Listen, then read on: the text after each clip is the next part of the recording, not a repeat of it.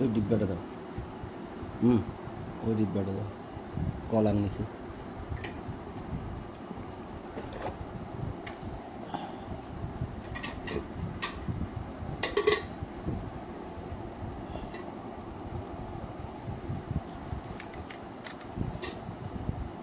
আবার এটা নিয়ে গেছো?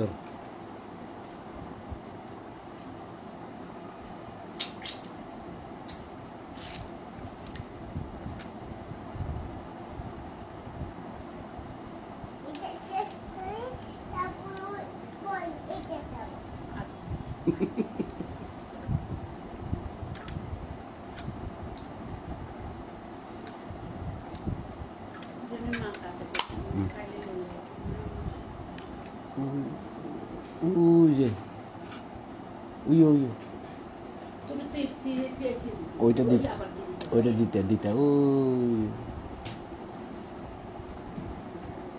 ওইটা ওখানে না,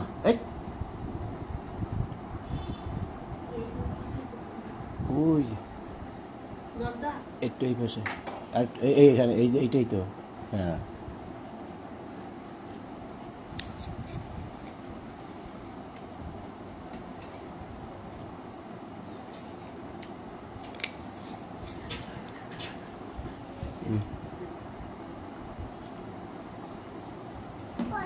এবার আমার ওইটা দিয়ে দাও আবার।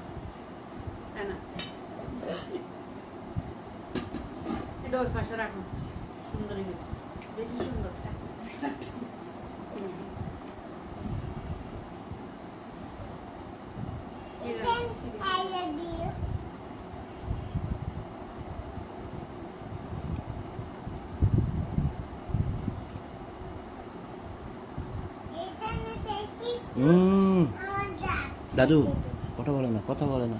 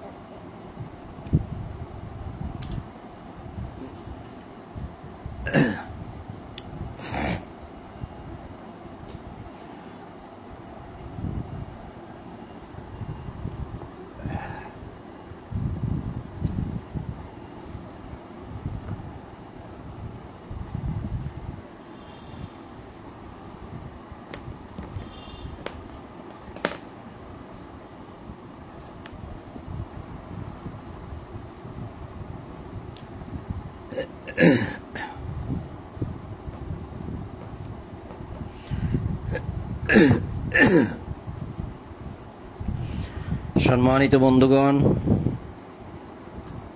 আপনাদের সকলের প্রতি শান্তি। শুরু করছি সন্ধ্যার কোরআন পাঠ। সকল প্রশংসা জগৎসমূহের প্রতিপালক আল্লাহর জন্য, সকল পবিত্রতা জগৎসমূহের প্রতিপালক আল্লাহর জন্য। সুবহানাকাল্লাহুম্মা, ইলহামদাতা আল্লাহ, আপনি পবিত্র। সুবহানা রব্বিনা, আমাদের রব পবিত্র। রব্বি আউযু বিকা মিন হামাযাতিশ শায়াতিন ওয়া আউযু বিকা রব্বি আন ইয়াহদুরুন। আমার রব, আমি আপনার আশ্রয় প্রার্থনা করি শয়তানের প্ররোচনা হইতে। আমার রব, আমি আরও আশ্রয় প্রার্থনা করি আমার নিকট উহাদের উপস্থিতি হইতে।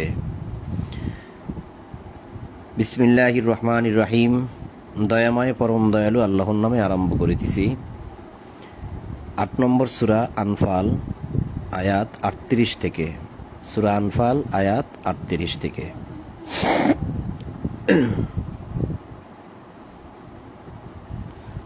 আল্লাহ বলছেন,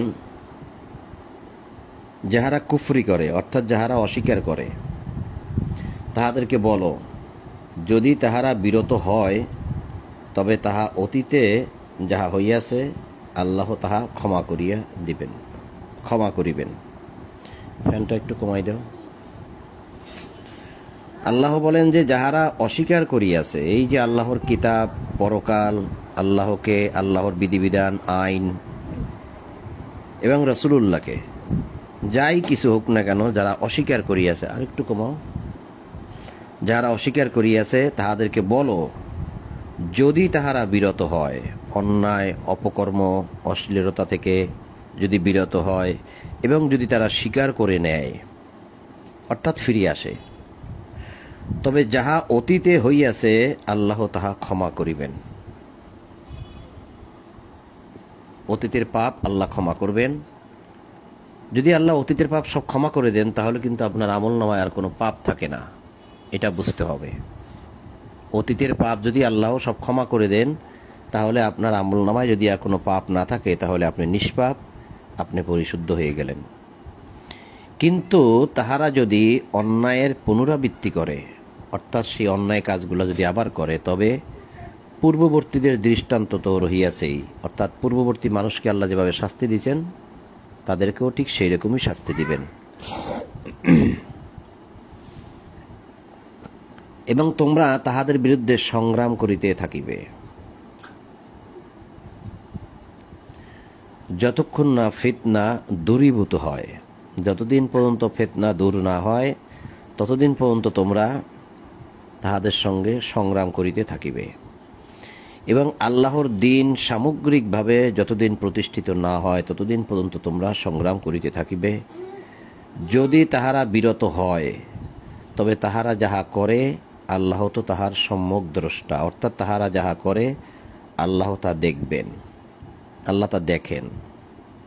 তারা কি বিরত হলো, অন্যায় কাজের সাথে জড়িত আছে কি নাই, আল্লাহ সব দেখেন। যদি তাহারা মুখ ফিরায় তবে জানিয়ে রাখো আল্লাহই তোমাদের অভিভাবক, কত উত্তম অভিভাবক এবং কত উত্তম সাহায্যকারী। ওয়াইন তাওয়াল্লাউ ফাআলামু আন্নাল্লাহা মাওলাকুম নি'মাল মাওলা ওয়া নি'মান নাসির। যদি তাহারা মুখ ফিরায়, ওয়াইন তাওয়াল্লাউ, ওয়া ইন যদি, তাওয়াল্লাউ অর্থাৎ তারা যদি ফিরে যায়, না মানে, যদি তাহারা মুখ ফিরায় তবে জানিয়ে রাখো আল্লাহ তোমাদের অভিভাবক। ফাআলামু জানিয়ে রাখো আন্নাল্লাহা মাওলাকুম আল্লাহ তোমাদের মাওলা। আল্লাহ তোমাদের মাওলা। কুম, কুম মানে তোমাদের, মাওলা অর্থাৎ মাওলা, কুম অর্থ তোমাদের, মাওলা কুম তোমাদের মাওলা। নি'মাল মাওলা কত উত্তম মাওলা তিনি, ও নি'মান নাসির কত উত্তম সাহায্যকারী তিনি। নাসির সাহায্যকারী। এখানে আন্নাল্লাহা মাওলা কুম, কুম তোমাদের মাওলা কে? আল্লাহ। নি'মাল মাওলা উত্তম মাওলা। এখন যেখানে আল্লাহ দাবি করছেন যে আল্লাহ আমাদের মাওলা, সেখানে আমরা কোনো মানুষকে কি মাওলা বলতে পারি? আপনি বলবেন যে আমি তো মাওলা বলি না। তা কি বলেন? বলি যে মাওলা না। না অর্থ কি? মাওলা না, নুন আলিফ যাবর না, মাওলা না, না অর্থ কি? এই নুন আলিফ যাবর না অর্থ হয়েছে আমাদের। মাওলা না, না অর্থ আমাদের, তাহলে আমাদের মাওলা, আমাদের মাওলা। মাওলা না অর্থাৎ আমাদের মাওলা, আমাদের অভিভাবক। আল্লাহ যেখানে দাবি করেছেন তিনি আমাদের অভিভাবক, তাহলে মানুষকে কিভাবে আমরা মাওলা বলতে পারি, কিভাবে অভিভাবক বলতে পারি? ভাবার বিষয় নয় কি? নি'মাল মাওলা, তিনি কত উত্তম মাওলা, নিয়ামতে ভরা মাওলা। ও নি'মান নাসির উত্তম সাহায্যকারী, নিয়ামতে ভরা সাহায্যকারী। সূরা আনফালের 40 নম্বর আয়াত শেষ। এখানে একটা পারাও শেষ, সম্ভবত 9 পারা শেষ। এখন 10ম পারা, 10 নম্বর পারা থেকে এখান থেকে শুরু। আল্লাহ বলছেন, আরো জানিয়ে রাখো যুদ্ধে যাহা তোমরা লাভ করো তাহার 1/5 অংশ আল্লাহর রাসূলের স্বজনদের, ইয়াতিমদের, মিসকিনদের এবং মুসাফিরদের। যদি তোমরা ঈমান রাখো আল্লাহে এবং তাহাতে, যাহা মীমাংসার দিন আমি আমার বান্দার প্রতি অবতীর্ণ করিয়াছিলাম, যেই দিন দুই দল পরস্পরের সম্মুখীন হইয়াছিল এবং আল্লাহ সর্ববিষয়ে শক্তিমান। তো যেই দিন দুই দল পরস্পরের সম্মুখীন হয়েছিল সেই দিন এইটা নাজিল করা হয়েছে। এতে যদি তোমাদের বিশ্বাস থাকে, কারণ এখানে বলাই হয়েছে যদি তোমরা ঈমান রাখো আল্লাহে এবং তাহাতে, যাহা মীমাংসার দিন আমি আমার বান্দার প্রতি অবতীর্ণ করিয়াছিলাম অর্থাৎ অমা আনজালনা, নাজিল করিয়াছিলাম। যেদিন মানুষ দুই দলে মুখোমুখি হয়েছিল সেদিন এটা নাজিল হয়েছিল। এটার প্রতি যদি তোমাদের বিশ্বাস থাকে তাহলে 1/5 আল্লাহর, রাসূলের স্বজনদের, এতিমদের, মিসকিনদের এবং মুসাফিরদের, যদি তোমরা ঈমান রাখো আল্লাহে। ইন কুনতুম আমানতুম বিল্লাহ, যদি তোমাদের বিশ্বাস থাকে আল্লাহর প্রতি। এখন এখানে যে বিষয়টা আমরা দেখলাম, বাংলা অনুবাদ, ইসলামিক ফাউন্ডেশন এবং আরও অনেকগুলো অনুবাদই এরকমইভাবে লেখা আছে, একটু ঘুরিয়ে ফিরিয়ে হলেও বিষয়টা একই, যে যুদ্ধে যাহা তোমরা লাভ করো তাহার 1/5 অর্থাৎ 1/5। তো 1/5 এই 6 খাতে ব্যয় হবে। কোথায়? আল্লাহর, রাসূলের স্বজনদের, এতিমদের, মিসকিনদের, মুসাফিরদের। 1/5। 4 ভাগ কোথায় যাবে? অনুবাদে তো তা দেওয়া হলো না যে 4 ভাগ কি হবে। যুদ্ধ করতে গিয়ে যা পাইল তার 1/5 যাবে এই 6 খাতে। তো 4 ভাগ কোথায় যাবে? আচ্ছা, এটা কে ভাগ করবে? ভাগটা করবে কে? যুদ্ধ করে সৈন্যবাহিনীরাই কি ভাগ করবে? এই অধিকার কি তাদেরকে দেওয়া আছে?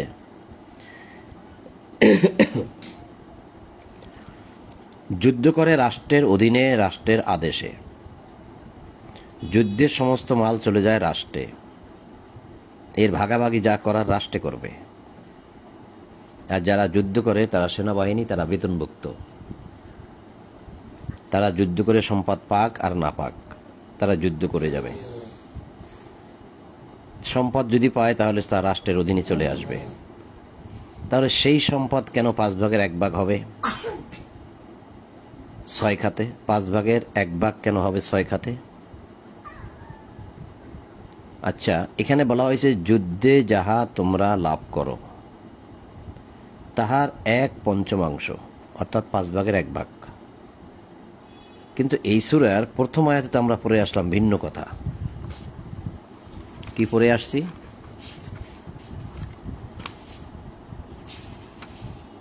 এই যে সূরা আনফালের প্রথম আয়াতে, লোকে তোমাকে যুদ্ধলব্ধ সম্পদ সম্বন্ধে প্রশ্ন করে। এই যে যুদ্ধলব্ধ মানে যুদ্ধের সম্পদ সম্বন্ধে প্রশ্ন করে। বলো, যুদ্ধলব্ধ সম্পদ আল্লাহ এবং রাসূলের। সুতরাং আল্লাহকে ভয় করো এবং নিজেদের মধ্যে সদ্ভাব স্থাপন করো এবং আল্লাহ ও তার রাসূলের আনুগত্য করো যদি তোমরা মুমিন হও। তাহলে এখানে কি দেখলাম? লোকে তোমাকে যুদ্ধলব্ধ সম্পদ সম্বন্ধে প্রশ্ন করে।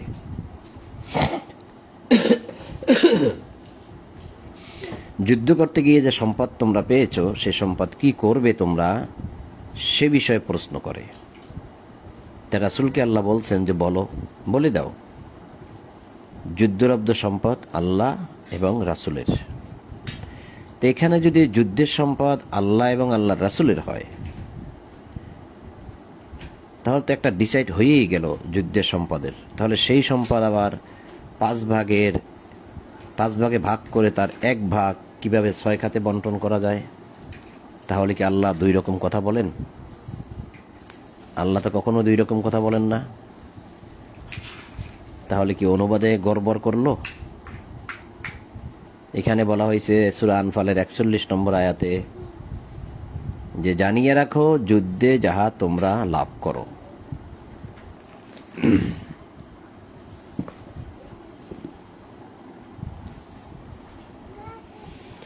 যুদ্ধে যাহা তোমরা লাভ করো মানে যা পাও, তাহার 1/5 অংশ। 1/5 অংশ বলা হয় পঞ্চম অংশকে, মানে 5 ভাগের 1 ভাগকে। সম্পদকে পঞ্চম ভাগে ভাগ করলে তার 1 অংশকে বলা হয় পঞ্চম অংশ। যুদ্ধে যা লাভ করো তার 1/5 অংশ, 5 ভাগের 1 ভাগ আল্লাহর, রাসূলের স্বজনদের, এতিমদের, মিসকিনদের, মুসাফিরদের। তাহলে এই সূরার 1 নম্বর আয়াতে দেখলাম যুদ্ধলব্ধ সম্পদ শুধুমাত্র আল্লাহ এবং আল্লাহর রাসূলের জন্য। আবার এখানে অনুবাদে দেখলাম যে যুদ্ধের সম্পদ 5 ভাগ করে তার 1 ভাগ এই 6 খাতে বন্টন করতে হবে। তাহলে আল্লাহ কি 2 রকম কথা বলেন? দ্বিতীয়ত, 5 ভাগের 1 ভাগ যদি এই 6 খাতে যায়, তাহলে আর 4 ভাগ কোথায় যাবে? কাকে দিতে হবে? তার কোনো সমাধান এই অনুবাদে নাই কেন? এটা কি প্রশ্ন নয়? তাহলে আমরা একটু আরবির দিকে এবার নজর দেই, যে দেখি সেখানে কোনো সমাধান আমরা পাই কিনা। আরো জানিয়ে রাখো, ও আলামু, আরো জানিয়ে রাখো এবং জানিয়ে রাখো, আন্নামা, নিশ্চয়ই, গানিম, পেয়েছো বা সম্পদ বা উপার্জন করেছো, তোমরা। গানিম অর্থ সম্পদ বা লাভ করা, অর্জন করা, উপার্জন করা, পাওয়া, মোট কথা সম্পদ। অর্থাৎ তোমরা। তাহলে জেনে রাখো নিশ্চয়ই যা তোমরা পেয়েছো, তোমরা লাভ করেছো, তোমরা অর্জন করেছো, তোমরা কামাই করেছো, তোমরা উপার্জন করেছো। তাহলে এটা কি আর যুদ্ধের মধ্যে থাকে, নাকি ব্যক্তিগত সম্পদের দিকে চলে গেল, যা আমরা লাভ করি ফসল থেকে, চাকরি থেকে, ব্যবসা থেকে? এরপরে বলা হয়েছে মিন শাইইন। মিন অর্থ হইতে, শাইইন সমস্ত কিছু বা সব কিছু থেকে, যা কিছু থেকে, যে কোনো বস্তু সামগ্রী থেকে। শাইইন শব্দের অর্থ কিন্তু যে কোনো বিষয় বা সমস্ত কিছু। এই শাইইন শব্দটা কিন্তু এই আয়াতের নিচেও আছে। এই যে শাইইন, এই যে শাইইন, এই যে শাইইন, এই যে শাইইন শব্দের অর্থ দেওয়া হয়েছে সর্ববিষয়, মানে সমস্ত কিছু। তাহলে অর্থ কি দাঁড়াইল? মিন শাইইন, যা কিছু থেকে, সমস্ত কিছু থেকে। গানিম, দুটি শব্দ, লাভ করেছো বা উপার্জন করেছো, তোমরা, মিন শাইইন যা কিছু হইতে। তাহলে অর্থটা দাঁড়ায় ওয়ালামু এবং তোমরা জেনে রাখো, আন্নামা গানিম নিশ্চয়ই যা তোমরা উপার্জন করেছো বা উপার্জন করো। মিন শাইইন যে কোনো বস্তু সামগ্রী থেকে তোমরা উপার্জন করো, যে কোনো খাত থেকেই উপার্জন করো, যা কিছু থেকে তোমরা উপার্জন করো, তোমরা করো, তোমরা। ফা আন্না লিল্লাহে, তবে তা নিশ্চয়ই আল্লাহর জন্য 5 ভাগের 1 ভাগ, খুমুসাহু, তার 5 ভাগের 1 ভাগ আল্লাহর জন্য, অলির রসুলের জন্য, অলিদিল কুরবা রসুলের স্বজনদের জন্য, অলিয়াতামা এতিমদের জন্য, আল মাসাকিনি মিসকিনদের জন্য, অবনি সাবিল পথিকের জন্য। কি হলো তাহলে? তোমরা যে কোনো বস্তু সামগ্রী থেকে যা উপার্জন করেছো তার 5 ভাগের 1 ভাগ। তাহলে 4 ভাগ তোমার কাছে থাকলো, তুমি খাবে, তুমি উপার্জন করেছো, তোমার লাগবে, তোমার সংসার চালাতে হবে। আর 1 ভাগ তুমি যেটা দিবে রাসূলকে, এটা রাসূলকে দিতে হবে। আর রাসূলের অনুপস্থিতিতে যারা বর্তমানে ইমামগণ থাকবে, অর্থাৎ রাসূলের দায়িত্বপ্রাপ্ত মানুষগুলো যারা এখন থাকবে, তাদেরকে দিবে।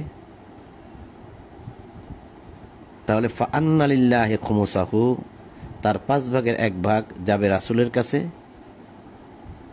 অলির রসুলি এবং রসুল সেখান থেকে খাবে যদি প্রয়োজন হয়, অলিজিল কুরবা আত্মীয় স্বজন, এতিম, মিসকিন, মুসাফিরদের জন্য। তাহলে তো এখন মিলে গেল যে মানুষ যা উপার্জন করলো, যা পাইল বা যা কামাই করলো, তার 5/1 রাসূলুল্লাহর কাছে দিল। রাসূলুল্লাহ সে সম্পদ থেকে একটা সম্পদ আল্লাহর জন্য রেখে দেবে। এটাকে ধরা যায় বা বলা যায় রিজার্ভ ফান্ড। অর্থাৎ যে কোনো মুহূর্তে সম্পদটা লাগবে, যে কোনো মানুষের জন্য লাগবে, দুর্ভিক্ষের সময় লাগবে, বা অন্য খাতে যখন সম্পদ শর্ট পড়ে যাবে তখন এই খাত থেকে খরচ হবে। কারণ আল্লাহ সম্পদ নেয় না, আল্লাহ সম্পদ দেয়। আল্লাহর রাস্তায় এটা খরচ হবে। 5/1 রাসূলের জন্য লাগবে, আর ইত্যাদি ইত্যাদি ইত্যাদি এদের জন্য লাগবে। তাহলে মানুষ যা উপার্জন করবে তার 5/1 দিবে রাসূলের কাছে। এখানে আমরা এটা দেখলাম। এর পরের সূরা তওবা। সূরা তওবার 29 নম্বর আয়াতে আল্লাহ বলছেন, যাহাদের প্রতি কিতাব অবতীর্ণ করা হয়েছে তাহাদের মধ্যে যাহারা আল্লাহর প্রতি ঈমান আনে না, শেষ দিনেও নয়, আল্লাহ তাহার রাসূল যা হারাম করিয়াছেন তাহা হারাম বলে গণ্য করে না, সত্য দিনকে অনুসরণ করে না, তাহাদের সঙ্গে যুদ্ধ করিবে যে পর্যন্ত না তাহারা নত হইয়া স্বহস্তে জিজিয়া দেয়। তাহলে যারা মানে না কোনো কিছুই, থাকতে চায় আমাদের অধীনে বা আছে, তাহলে তারা একটা জিজিয়া দেবে, অর্থাৎ তারা কর দেবে বা ট্যাক্স দিবে। কারণ এখন ভূখণ্ডটি রাসূলের হাতে এবং রাসূলের সঙ্গী সাথী যারা আছে তাদের কাছে। তো এই ভূখণ্ডের মধ্যে যারা অমুসলিম যারা বসবাস করবে তারা রাসূলকে জিজিয়া দেবে। কেন দেবে? না দিলে তাকে যত রকম সুযোগ সুবিধা দেওয়া দরকার কিভাবে দেওয়া হবে? সে তো এখানে বসবাস করে, রাস্তাঘাট মেরামত করা হচ্ছে, হাসপাতাল বানিয়ে দেওয়া হচ্ছে, শিক্ষা প্রতিষ্ঠান বানিয়ে দেওয়া হচ্ছে এবং তাকে নিরাপত্তা দেওয়া হচ্ছে। সর্ববিষয়েই তো সে সুযোগ সুবিধা ভোগ করতেছে। তার সে একটা অংশ দিবে না? সে দিবে জিজিয়া। কাতিলুল্লাযীনা লা ইউমিনুনা বিল্লাহি ওয়ালা বিল ইয়াউমিল আখিরি ওয়ালা ইউহাররিমুনা মা হাররামাল্লাহ ওয়া রাসূলুহু ওয়ালা ইয়াদীনুনা দীনাল হাক্কি মিনাল্লাযীনা উতুল কিতাব হাত্তা ইউতুল জিজিয়াতা। এই যে জিজিয়াতা আন ইয়াদিউ ওহুম সগিরুন, তারা সগিরুন সগিরা হয়ে অর্থাৎ ছোট হয়ে এসে নত হয়ে এসে তোমার কাছে জিজিয়া দিয়ে দেবে। যদি না দেয় তাহলে তাদের সাথে যুদ্ধ করিবে। তারা কিছুই দেবে না, সব সুযোগ সুবিধা ভোগ করবে আর মুমিনগণ দিয়ে যাবে। আমরা তো আগেই দেখলাম 8 নম্বর সূরা আনফালের এই যে তারা 1/5 দিয়েছে। কারা দিয়েছে? যদি তোমরা ঈমান রাখো আল্লাহে ও তাহাতে যাহা মীমাংসার দিন আমি আমার বান্দার প্রতি নাজিল করিয়াছি। তো এটাকে যারা বিশ্বাস করবে তারা দেবে 5/1 রাসূলের কাছে। তারা স্বেচ্ছায় দিল, আর অমুসলিমরা কি দিবে না? তাহলে তারা দেবে জিজিয়া। তাহলে মুসলিম এবং অমুসলিম দোনোটা সম্পদ চলে যায় কার কাছে? রাসূলের কাছে। আর এখন যাবে ইমামের কাছে। দোনোটি সম্পদ। যারা অমুসলিম তারাও দিল, যারা মুসলিম তারাও দিল।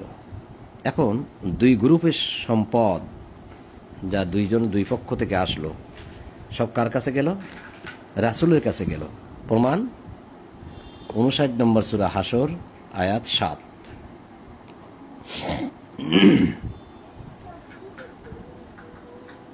59 নম্বর সূরা হাসর আয়াত 7, 59।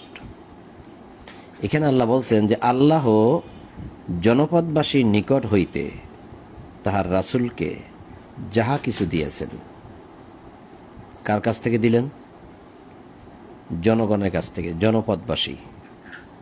এক শ্রেণী দিল উপার্জনের 5/1, আর এক শ্রেণী দিল জিজিয়া। তাহলে সবাই মিলে হলো জনগণ। তা আল্লাহ কি করলেন? এই জনগণের কাছ থেকে সম্পদ নিয়ে দিলেন কাকে? রাসূলকে। অর্থাৎ রাসূলকে এক শ্রেণী জিজিয়া দিল, রাসূলকে এক শ্রেণী 1/5 দিল। যা কিছু দিয়েছেন রাসূল এই সম্পদ কি করবেন এখন?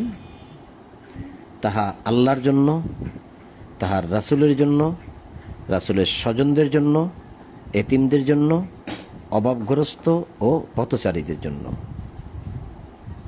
তা যে সম্পদ রাসূলের কাছে গেল, সে সম্পদ রাসূল এই 6 খাতে ব্যয় করবে, যে 6 খাত আমরা 8 নম্বর সূরা আনফালের 41 নম্বর আয়াতে দেখে আসছি। তাহলে সম্পদটা দিতে হয় রাসূলকে, বর্তমানে রাসূলের অনুপস্থিতিতে ইমামকে, যারা সেই দায়িত্ব পালন করবে। তো এই কথাটা তো আল্লাহর আদেশ, আর আনফালের 41 নম্বর আয়াতে যেটা দেখেছি সেটাও তো আল্লাহর আদেশ। তো এই আদেশ কি পালন করা হচ্ছে? মোটেই না, বরং এই আয়াতটাকে যুদ্ধের আয়াতের মধ্যে ঠেলে দেওয়া হয়েছে, আর আনফালের 41 নম্বর আয়াতটাকেও যুদ্ধের আয়াতের মধ্যে ঠেলে দেওয়া হয়েছে।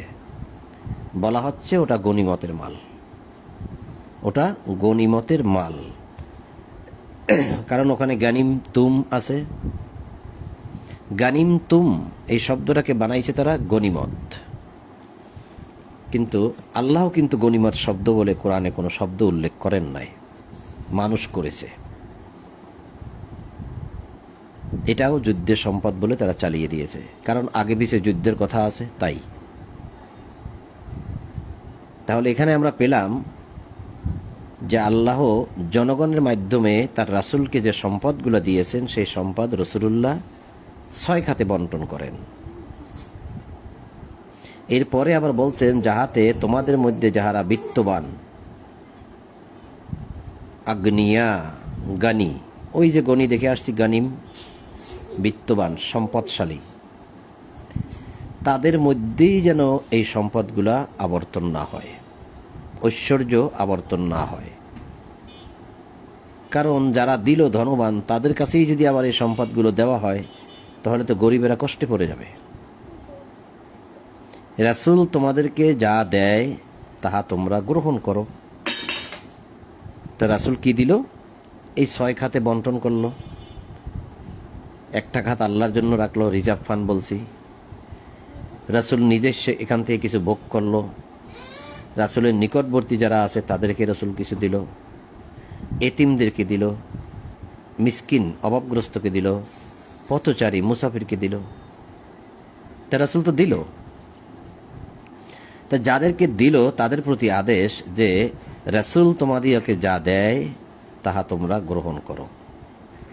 এখন মা আতা কুমুর রাসূলু ফাকুজুহু, রাসূল তোমাদেরকে যা দেয় তোমরা তা গ্রহণ করো। এই বাক্যটাকে নিয়ে গেছে যে রাসূল আমাদেরকে কি দেয়?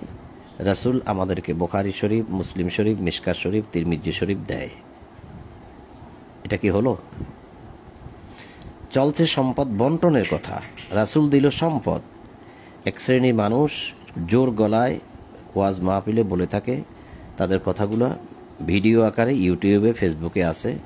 তারা বলে, মা তা কুমুর রাসূলু ফাকুজু, রাসূল যা তোমাদেরকে দেয় তোমরা তা নেও। সেটা কি দেয়? রাসূল আমাদেরকে হাদিস দেয়, বুখারী শরীফ, মুসলিম শরীফ, তিরমিজি শরীফ দেয়। এটা কি হলো? রাসূল তো সম্পদ দিল, তা আপনি ওদিকে নিয়ে গেলেন কেন? আর তোমাদেরকে যা হইতে নিষেধ করে তা তোমরা বিরত থাকো। যেমন সম্পদ বন্টনের ক্ষেত্রে চিল্লাচিল্লি না করা, ঝই ঝামেলা না করা, যা দেয় তাতে সন্তুষ্ট থাকা, এই সমস্ত বিষয় তিনি বিরত থাকতে বলেন, তা তোমরা বিরত থাকো এবং তোমরা আল্লাহকে ভয় করো। আল্লাহ তো শাস্তিদানে কঠোর।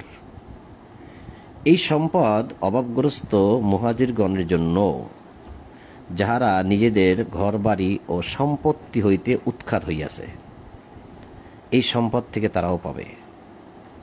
কোথা থেকে দেবেন? আপনারা তো 6 ভাগে ভাগ করে দিয়ে দিছেন। আর কি আছে? আছে একটা ফান্ড আছে। সেটা কি? এই যে আল্লাহর ফান্ড, আল্লাহর জন্য। এটা রিজার্ভ ফান্ড, এখান থেকে পাবে তারা। এটা কিন্তু আমার কাছে পরিষ্কার বিষয়টা, আপনাদের কাছে কিরকম জানি না। তো এখানে আমরা যেটা ক্লিয়ার বুঝলাম যে রাসূলকে চতুর্দিক হইতে জনগণ যে সম্পদগুলো দিয়েছে, রাসূল সে সম্পদকে 6 ভাগে ভাগ করেন।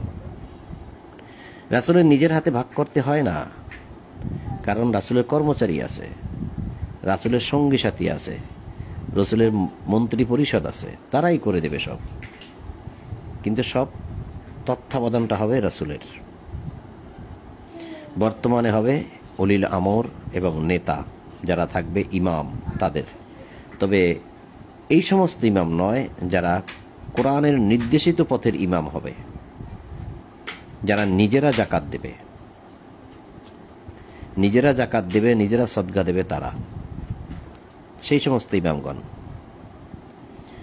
তো এখানে যেটা আমরা দেখলাম তাতে বোঝা গেল জনগণের মাধ্যমে আল্লাহ রাসূলকে সম্পদশালী করেছেন, পরিষ্কার।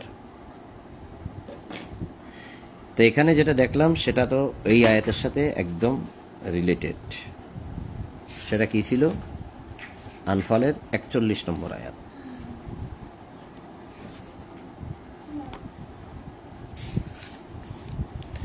এখান থেকে গিয়েছিলাম যে জানিয়ে রাখো, যুদ্ধে যাহা তোমরা লাভ করো, এই যুদ্ধ শব্দটা এখানে নেই। গানিমতুম শব্দটা আছে, গানিমতুম এই দুটি শব্দকে একত্রিত করে তারা বলে গনিমত। গনিমত এই শব্দ আল্লাহ বলে নাই। ওয়ালামু আন্নামা, নিশ্চয়ই জেনে রাখো, যা গানিমতুম নিশ্চয়ই যা তোমরা উপার্জন করো, মিন শাইইন যে কোনো বস্তু সামগ্রী থেকে, ফাআন্না লিল্লাহি খুমুসাহু তবে তার 5 ভাগের 1 ভাগ আল্লাহর জন্য, অলির রসুলি রসুলের জন্য, অলিজুল কুরবা রসুলের নিকটে যারা আছে নিকটবর্তী তাদের জন্য, অলিয়াতামা এতিমের জন্য, আল মাসাকিন মিসকিনের জন্য, অবনিস সাবিল মুসাফিরের জন্য, পথিকের জন্য, পথচারীর জন্য, অবনিস সাবিল যারা পথের পুত্র। তাহলে আপনি আমি যা কিছু থেকে উপার্জন করি তা থেকে দিতে হবে। আর এই সম্পদগুলো দেওয়ার মাধ্যমেই আপনার আমার আত্মা পরিশুদ্ধ থাকবে, সে কথা আল্লাহ বলে দিয়েছেন 92 নম্বর সূরা লাইলের 18 নম্বর আয়াতে বলেছেন।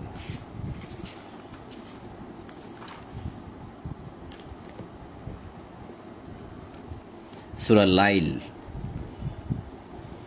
এই যে সূরা লাইল শুরু হয়েছে, 92 নম্বর সূরা লাইল, এখান থেকে শুরু হয়েছে, এখান থেকে এখানে গিয়ে শেষ হয়েছে, আবার এখান থেকে 93 শুরু হয়েছে, এই জন্য উপরে এখানে 93। তো 92 নম্বর সূরা লাইলের 18 নম্বর আয়াতে আল্লাহ বলছেন যে স্বীয় সম্পদ অর্থাৎ নিজের সম্পদ দান করে আত্মশুদ্ধির জন্য। আল্লাযী ইউতি যে দেয় মাল, যে মাল দেয়, হু তার মাল সে দেয়, ইয়াতাযাক্কা যাক্কার জন্য মানে জাকাতের জন্য অর্থাৎ পরিশুদ্ধির জন্য, আত্মশুদ্ধির জন্য। তাহলে মাল দিয়ে আত্মাকে শুদ্ধ করতে হয়। আপনি মাল দিলেন না, আপনার আত্মা শুদ্ধ নয়। কথাটা কিন্তু আমার নয়, আল্লাহ বলছেন মাল দিলেই কেবল আত্মা শুদ্ধ হয়। আর যারা মালকে জমা করে রাখে, সম্পদ যারা সম্পদকে জমা করে রাখে, জাহান্নাম তাদেরকে ডাকে। কোথায় বলেছে আল্লাহ? এখানে বলেছে যে সম্পদ পুঞ্জীভূত করে ও সংরক্ষিত করিয়া রাখে, জাহান্নাম সেই ব্যক্তিকে ডাকিবে যে সত্যের প্রতি পৃষ্ঠ প্রদর্শন করিয়াছিল এবং মুখ ফিরাইয়া লইয়াছিল, যে সম্পদ জমা করে রেখেছিল, পুঞ্জীভূত মানে জমা, এবং সংরক্ষিত করিয়া রাখিয়াছিল, জাহান্নাম সেই ব্যক্তিকে ডাকিবে। তো সম্পদ আপনি দিলেন না, ছাড়লেন না, জমা করে রাখলেন, জাহান্নাম আপনাকে ডাকে, সেই দিন ডাকবে। এই কথাও আমি বলিনি। 70 নম্বর সূরা মাআরিজের পড়েন, 17 18। এখানে বলছে 24 নম্বর আয়াতে বলছে 70 নম্বর সূরা মারিজের যে আল্লাযীনা ফি আমওয়ালিহিম হাক্কুম মালুম, আর যাহাদের সম্পদে নির্ধারিত হক রহিয়াছে। তার মানে আপনার আমার সম্পদের মধ্যে নির্ধারিত হক, নির্ধারিত, আপনি কি দিয়ে নির্ধারিত করবেন? আমওয়ালিহিম, আমওয়াল অর্থ মাল, মালের মধ্যে অর্থাৎ সম্পদের মধ্যে হাক্কুম মালুম, হক, নির্ধারিত হক রয়েছে। তা আপনার আমার মালের মধ্যে যে নির্ধারিত হক রয়েছে, সে নির্ধারিত হকটা কি? সেটা কি 5 ভাগের 1 ভাগ নয়? সেটা যদি 5 ভাগের 1 ভাগ হয় তাহলে সেটা নির্ধারিত হক, সেটা দিয়ে দিতে হবে। হক, এখানে শব্দটা খেয়াল করেন, হক, আর এখানেও বাংলায় লেখা আছে হক, হাক্কুম মালুম। এই নির্ধারিত হকটা আপনি কখন দিবেন? 5 ভাগের 1 ভাগ, এটা কখন দিবেন? আপনি তো বলেন যে আমি ভূমিতে চাষ করি, আমার নির্ধারিত হক কত, আমি ওটা কিভাবে দেব? আমি তো ফসল ফলাই, কখন দেব, কিভাবে দেব? আল্লাহ বলে দিয়েছেন আপনি কখন দিবেন। পরে আসছি আমরা 6 নম্বর সূরা আনামের 141 নম্বর আয়াতে।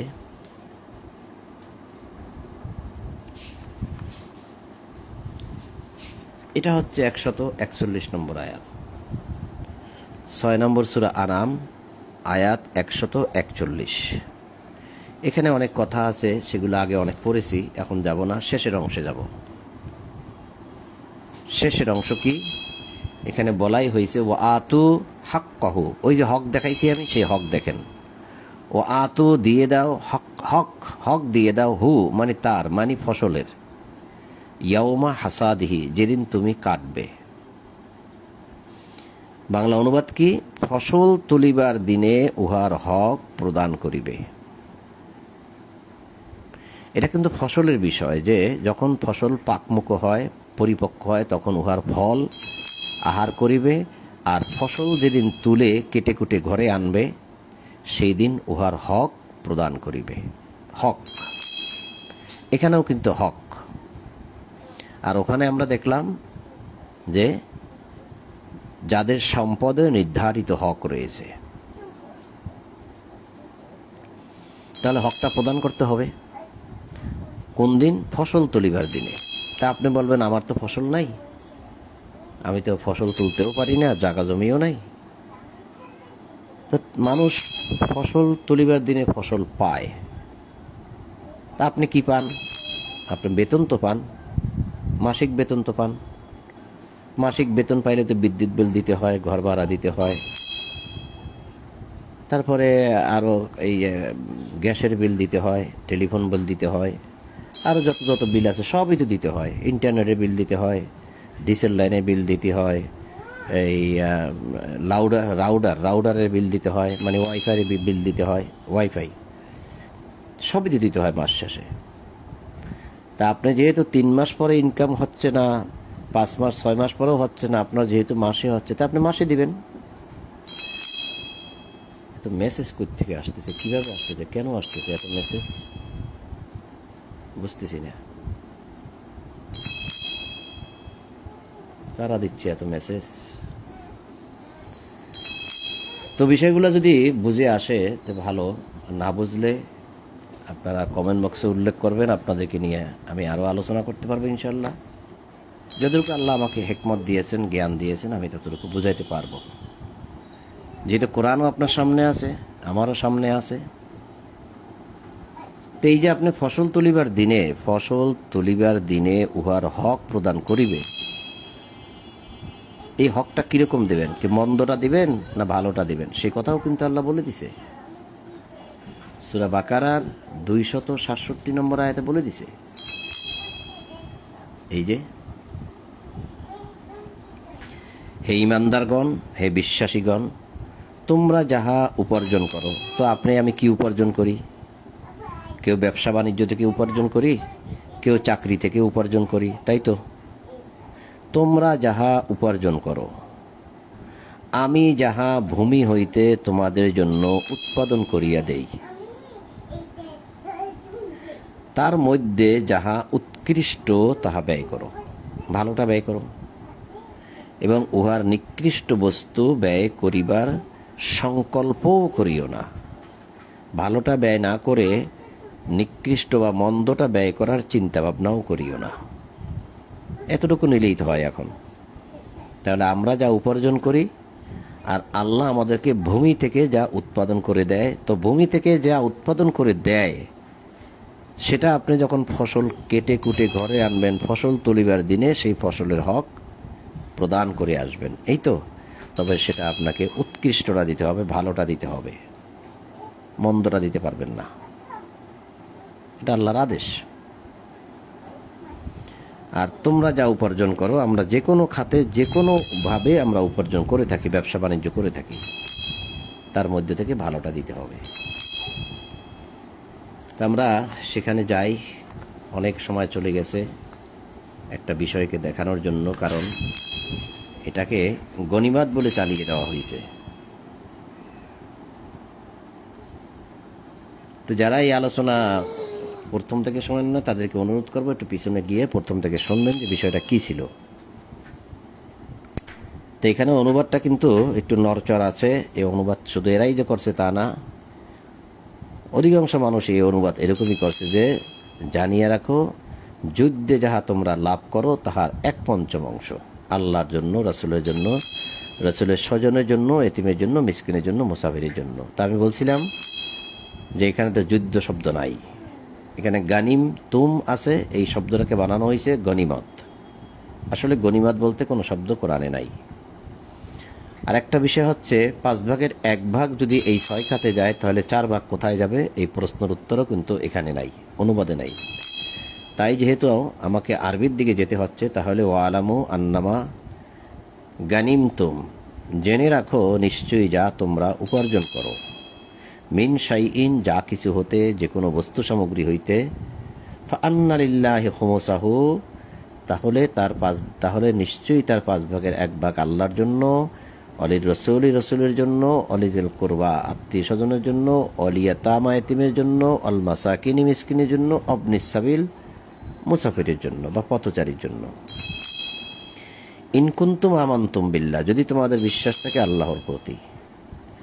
আর ওমা আনজালনা আলা আবদিনা ইয়াউমাল ফুরকান ইয়াউমাল তাকাল জামআন, আর 2 দল যেদিন মুখোমুখি হয়েছিল সেই দিন আমি যা নাজিল করেছি সত্য মিথ্যার পার্থক্যকারী হিসাবে, তার প্রতি যদি তোমাদের বিশ্বাস থাকে তাহলে তোমরা এটা দিবে।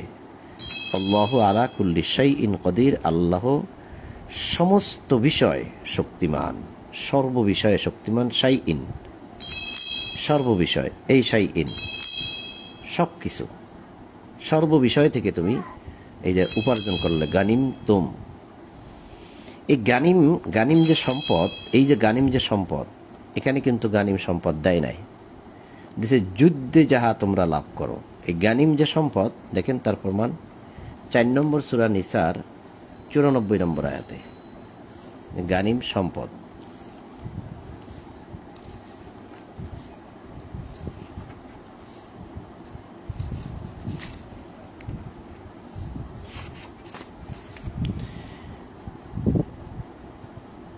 এই 4 নম্বর সূরা নিসা আয়াত 94। এখানে দেখেন আয়াতটা অনেক বড়। এখানে আমি যে দেখাচ্ছি মাগানিমো, গানিম কাসিরাতুন, এখানেও বলা হয়েছে সম্পদ। আল্লাহর নিকট অনায়াসলভ্য সম্পদ প্রচুর রহিয়াছে। সম্পদ গানিমো কাসিরা, প্রচুর রহিয়াছে। ফাইন্দাল্লাহ, আল্লাহর নিকট, মা গানিমো, রয়েছে সম্পদ প্রচুর। এই গানিম শব্দের অর্থ কিন্তু সম্পদ। এখানেও কি আপনি গনিমত লাগাই দিবেন? এরকম আরো শব্দ আছে গানিম, যা সম্পদ। আবার একটা গানিম গনামা আছে, যেটা ছাগলকে বলা হয়েছে, সেখানে অনুবাদ ওইরকমই হয়, তাই করা হয়েছে। সে বিষয়টা একটা ভিন্ন আলোচনা, সেদিকে আমি যাব না। তো এই যে বিষয়গুলো আল্লাহ বললেন, এবং আমি আপনাদেরকে যে আয়াতটা দেখাইলাম, যে আল্লাযী ইউতি মালাহু ইয়াতাযাক্কা, যে তার সম্পদকে ব্যয় করে জাক্কার জন্য, অর্থাৎ জাকাতের জন্য। আত্মাকে শুদ্ধ করার জন্য এটা দেখিয়েছি আপনাকে 92 নম্বর সূরা লাইলের 18 নম্বর আয়াত থেকে। তাহলে এই আল্লাহর আদেশ মোতাবেক যদি আমি প্রতি মাসে বা 3 মাসে 6 মাসে 9 মাসে বছরে যখন আমাদের সম্পদ হয় তখন যদি আমরা 5 ভাগের 1 ভাগ, এখন তো রাসূল নাই, সেই আল্লাহর মনোনীত রাসূল নাই, আছে ইমাম, তো ইমামের কাছে যদি আমরা সকলে দেই তাহলে ইমামের কাছে কিন্তু কোটি কোটি টাকা হয়। এখন আপনি প্রশ্ন করবেন যে ভাই আমি তো মাসে ইনকাম করি 5,000 টাকা, তা আমি কিভাবে দেব? হ্যাঁ, সুন্দর একটা প্রশ্ন। উত্তর তো আল্লাহ দিয়েই দিছে। যেখানে আপনি সম্পদ দিলেন কিন্তু সম্পদ পাচ্ছেন আবার এতিম পাচ্ছে, মিসকিন পাচ্ছে। আপনি তো মিসকিন, দরিদ্র, অভাবী, আপনি পাচ্ছেন তো। উত্তর এখানেই আছে। আর যেটা দেখাইছি সূরা হাশরের 7 নম্বর আয়াত থেকে, উত্তর সেখানেও আছে। এই যে সূরা হাশর আয়াত 7, যে আল্লাহ জনপদবাসীর নিকট হইতে তাহার রাসূলকে যাহা কিছু দিয়েছেন তাহা আল্লাহর, তাহার রাসূলের, রাসূলের স্বজনদের, এতিমদের, অভাবগ্রস্ত পথচারীদের। কেন এত মেসেজ আসে? মেসেজের পর মেসেজ, পড়তেই পারি না, মনে কারণটা কিছু বুঝতেছিও না।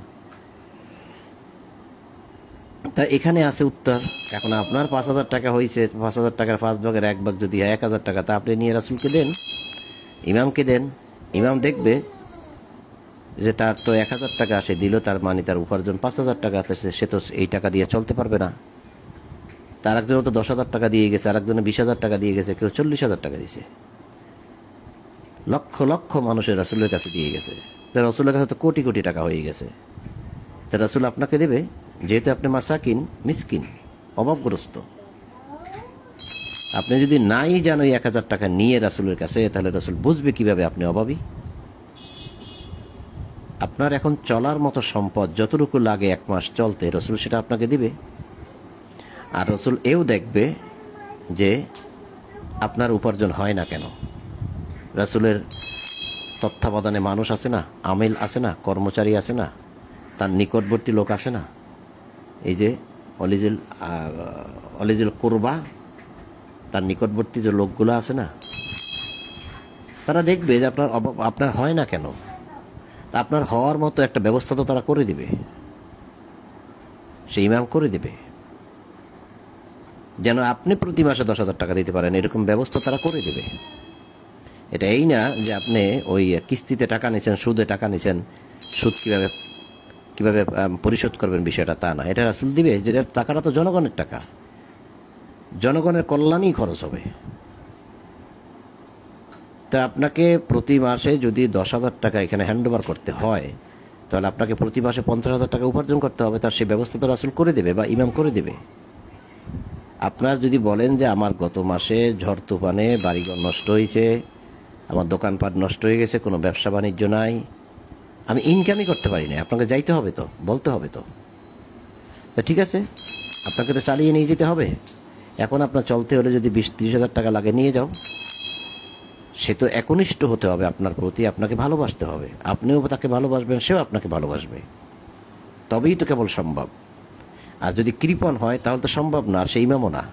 কারণ ইমামের অনেকগুলো গুণ আছে, তার মধ্যে একটা গুণ হচ্ছে তাকে বিনয়ী হতে হবে।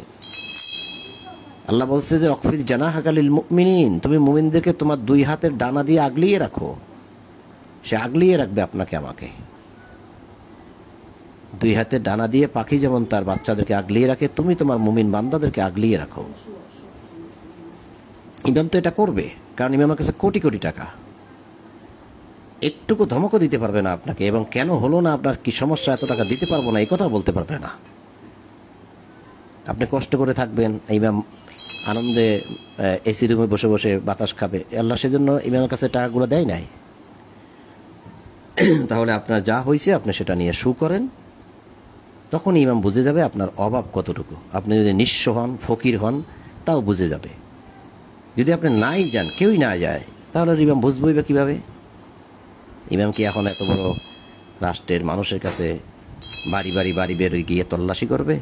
আর তল্লাশি যদি করে, জিজ্ঞাসা যদি করে, মাসে যদি 50,000 টাকা ইনকাম হয়, তাও বলবে আমার 5,000 টাকা ইনকাম, কারণ মানুষ তো মিথ্যাবাদী। আর ওখানে যাবে কে, দেবে কে? ইন কুনতুম আমানতুম বিল্লাহ, কে যাবে? ইন কুনতুম আমানতুম বিল্লাহ, যদি তোমাদের বিশ্বাস থাকে আল্লাহর প্রতি। যার বিশ্বাস আছে আল্লাহর প্রতি, সে তো উপার্জনের 1/5 পাই পাই হিসাব করে দেবে, সে তো মিথ্যা কথা বলবে না। তা আপনার মনের মধ্যে এই প্রশ্নটা থাকতে পারে যে আমি তো অভাবী, আমি কিভাবে জাকাত দেব? এটা হচ্ছে জাকাত, মানে পরিশুদ্ধ হওয়ার জন্য অর্থ ব্যয়, অর্থাৎ পরিশুদ্ধতামূলক প্রদেয় প্রদান, এটা হচ্ছে জাকাত। অনেকেই বলেন যে জাকাত টাকা পয়সা দিয়ে দিতে হয় না, সম্পদ দিয়ে দিতে হয় না। তা আল্লাহ তো বললেন আল্লাযী ইউতি মালাহু ইয়াতাযাক্কা। আমি তো দেখাইলাম আয়াত আপনাকে, আমি তো আয়াত আপনাকে দেখাইলাম।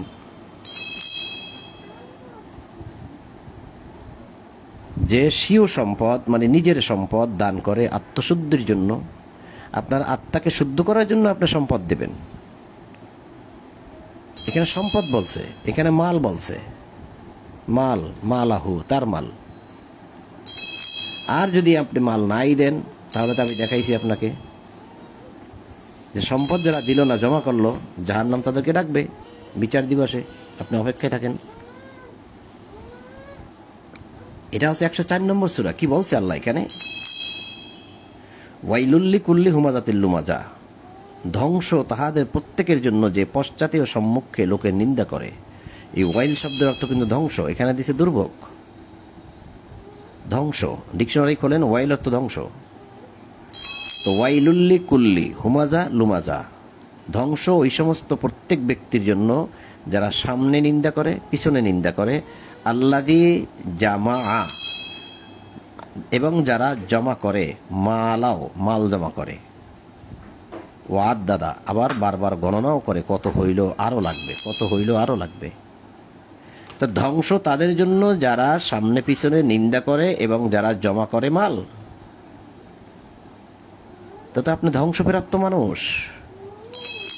এই আয়াত যদি আপনি বুঝে বুঝে পড়ে থাকেন, তাহলে আপনি কি মাল জমা করতে পারেন? মোটেই না, ধ্বংস। আরো আয়াত আপনাকে আমি দেখাইছি, 16, 17, 15, 16, 17, 18, 70 নম্বর সূরা মাআরিজের, যে সম্পদ জমা করে জাহান্নাম তাকে ডাকে। তাহলে তো আপনার সম্পদ জমাই করতে পারেন না।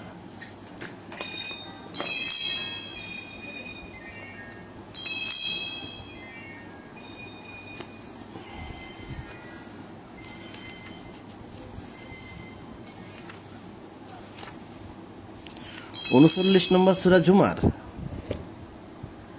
আয়াত 10। বলো হে আমার মুমিন বান্দাগণ, কুল ইয়া ইবাদিয়াল্লাযীনা আমানুত্তাকু রাব্বাকুম, বলো হে আমার ইমানদার বান্দাগণ, তোমরা তোমাদের রবকে ভয় করো। লিল্লাযীনা আহসানু ফি হাযিহিদ দুনিয়া হাসানা, তোমরা তোমাদের প্রতিপালককে ভয় করো, যাহারা এই দুনিয়ায় কল্যাণকর কাজ করে তাহাদের জন্য আছে কল্যাণ। আপনি যদি কল্যাণের কাজ করেন এই দুনিয়াতে, তবেই কেবল আপনার জন্য আছে কল্যাণ। আর যদি কল্যাণের কাজ না করেন, তাহলে কল্যাণ নাই। অর্থাৎ আপনার সম্পদের উপার্জনের 1/5 যদি আপনি ওখানে দান করেন, আর সেটা দ্বারা মানুষের কল্যাণ হবে, সেই কল্যাণের কাজে যদি আপনি সামিল না হন, তাহলে আপনার জন্য কল্যাণ নাই। আমি বলি নাই, আল্লাহ বলছে, যাহারা এই দুনিয়াতে কল্যাণকর কাজ করে তাদের জন্যই আছে কল্যাণ। আরো একটি আয়াত দেখাইতে পারি, আমি তো এরকম ভাবে অসংখ্য আয়াত দেখাইতে পারি, কিন্তু এক শ্রেণী ভাইয়েরা তো বলেন জাকাত দেওয়ার বিষয় না, টাকা পয়সা দিয়ে জাকাত দেওয়া যায় না। তখন আমাদের জবানটা বন্ধ হয়ে যায়, কি করব? আল্লাহ বললেন, তারা বলে যে না, এটা কৃপণ ব্যক্তির পরিচয়। কৃপণতা করা যাবে না, সম্পদ নিয়ে কৃপণতা করা যাবে না। আল্লাহ আমাদেরকে আপনাকে দুনিয়ায় পাঠাইছে পরীক্ষার জন্য, সম্পদ দিয়ে পরীক্ষার জন্য পাঠাইছে। দিলাম কি দিলাম না। সূরা আল ইমরান, এই যে সূরা আল ইমরান 3 নম্বর সূরা, এই 91 নম্বর আয়াত, আর এই পাশে হচ্ছে 92। এই যে, তোমরা যাহা ভালোবাসো তাহা হইতে ব্যয় না করা পর্যন্ত তোমরা কখনো পুণ্য লাভ করবে না। কি ভালোবাসেন? সম্পদকে ভালোবাসেন বলেই তো এই সম্পদের জন্য পিতা পুত্রকে হত্যা করে, আবার সম্পদের জন্য এই সন্তান পিতা মাতাকে হত্যা করে, সম্পদের জন্য ভাই ভাইকে হত্যা করে। সম্পদ অর্জন করার জন্য লিবিয়ার পথে যাওয়ার পথে কত মানুষ সাগরে ডুবে মারা যায়। সম্পদকে ভালোবাসে বিদায় সম্পদ অর্জন করার জন্য মালয়েশিয়া যাওয়ার পথে বোর্ডে কত মানুষ মরে গেল। সম্পদকে ভালোবাসেন বিদায় স্ত্রী পুত্র বাপ মা ভাই বোন আত্মীয় স্বজন সকলকে ফেলে দেশ থেকে বিদেশে গিয়ে বছরের পর বছর পড়ে আছেন একমাত্র সম্পদের জন্য, কোনো নারীকে পাওয়ার জন্য নয়। আল্লাহ বলছেন তোমরা যা ভালোবাসো, আমরা কি ভালোবাসি? একমাত্র সম্পদকে। কেউ কেউ বলে আমি আমার স্ত্রীকে ভালোবাসি। তা আপনি যদি স্ত্রীকে ভালোবেসে থাকেন তো তাকে মারেন কেন? প্রয়োজন ফুরাইলে তাকে তালাক দেন কেন? একটু ঝগড়াঝাটি হইলে তাকে তালাক দেন কেন? কই সম্পদকে তো আপনি তালাক দেন না। সম্পদ কখনোই তো আপনি ছেড়ে দেন না যে না আমার সম্পদ লাগবে না, আমার এই সম্পদগুলো লাগবে না। তাহলে যারা বলেন যে আমরা নারীকে ভালোবাসি, এরা কৃপণ মানুষের কথা। এই কথাটা আল্লাহ যেটা বলছে সেটাকে উগ্র করার জন্য তারা এই কথাটা বলে। আমার সামনে বলেছে, আমি 2 জন মানুষ পেয়েছি, আরো মানুষ আছে, আমি তো আমার স্ত্রীকে ভালোবাসি। আরে ভাই, আল্লাহ কি বলছে সেটা খেয়াল করেন। আল্লাহ বলছে তোমরা যাহা ভালোবাসো, যার প্রতি তোমাদেরকে আকৃষ্ট করা হয়েছে তাহা হইতে ব্যয় না করা। এখানে ব্যয়ের বিষয় আসছে। ব্যয় না করা পর্যন্ত তোমরা কখনো পুণ্য লাভ করবে না। পুণ্য মানে কোনো সওয়াব নাই। তাই যদি হয় তাহলে তো আপনার আমার জান্নাতও নেই। লান তানালুল বিররা, নেই কোনো পুণ্য, হাত্তা তুনফিকু, যতক্ষণ না তোমরা ব্যয় করো, মিম্মা তুহিব্বুন, যা তোমরা ভালোবাসো তা থেকে। তুহিব্বুন হাব্বা, মোহাব্বত, যাকে তোমরা এত মোহাব্বত করো, টাকা পয়সাকে।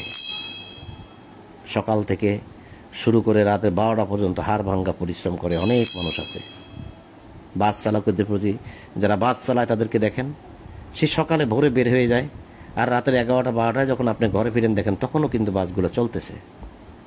হাড় ভাঙ্গা পরিশ্রম করে কিসের জন্য? সম্পদের জন্য। এরপরে আল্লাহ বলছে ওমা তুনফিকু মিন শাইইন ফাইন্নাল্লাহা বিহি আলিম। আল্লাহ অবশ্যই, তোমরা যা কিছু ব্যয় করো না করো, কি করলে না করলে, আল্লাহ অবশ্যই সে সম্বন্ধে জানেন। আলিম মানে এলেম আছে আল্লাহর, এলেম রাখেন, জানেন। বিহি, সে সম্পর্কে, এই যে বিহি, সে সম্পর্কে অর্থাৎ সম্পদ সম্পর্কে। জমা তুনফিকু, যা তোমরা ব্যয় করো, মিন শাইইন, যা কিছু হইতে, করো কি করো না, সে সম্বন্ধে আল্লাহ ভালোই জানেন। তো এখন বলছেন আল্লাহ, যা তোমরা ভালোবাসো সেই সমস্ত সম্পদ থেকে যতক্ষণ তোমরা ব্যয় করবে না ততক্ষণ তোমাদের কোনো পুণ্য নাই। এখন তোমরা সম্পদ থেকে ব্যয় করলে কি করলে না, আল্লাহ সে সম্বন্ধে ভালোই জানেন। এইরকম খণ্ড খণ্ড খণ্ড খণ্ড অনেক আয়াত আছে যে আয়াতগুলো শুধু সম্পদের পক্ষেই যায়। এমনকি আল কোরআনের শুরুতে যে কথাটা আল্লাহ বলেছেন, একদম শুরুতে, সেটা কি?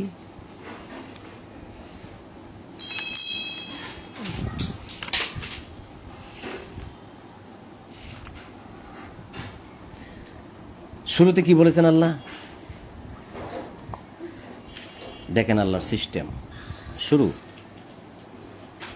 আলিফ লাম মিম যালিকাল কিতাবু লা রাইবা ফি হুদাল লিল মুত্তাকিন আল্লাযীনা ইউমিনুনা বিল গায়বি ওয়া ইউকিমুনাস সালাতা ওয়া মিম্মা রাযাকনাহুম ইউনফিকুন। যারা গায়েবে বিশ্বাস করে, সালাত প্রতিষ্ঠা করে, ওয়া মিম্মা রাযাকনাহুম ইউনফিকুন, যে রিজিক তাদেরকে দেওয়া হয়েছে তা থেকে ব্যয় করে। ইউনফিকুন, ব্যয় করে কি থেকে? রাযাকনাহুম, রিজিক থেকে। আয়াত 3। আলিফ লাম মিম, ইহা সেই কিতাব, ইহাতে কোনো সন্দেহ নাই, মুত্তাকিদের জন্য ইহা পথ নির্দেশ, যাহারা অদৃশ্য ঈমান আনে, গায়েবে সালাত কায়েম করে, মানে সালাত প্রতিষ্ঠা করে, তাহাদেরকে যে জীবন উপকরণ দান করিয়াছি তা হইতে ব্যয় করে। এই জীবন উপকরণ মানে রাযাকনাহুম, রিজিক। তাহলে কোরআনের শুরুতেই মূল মেসেজটা হচ্ছে গায়েবে বিশ্বাসের পর সালাত, সালাতের পরেই রিজিক থেকে ব্যয়।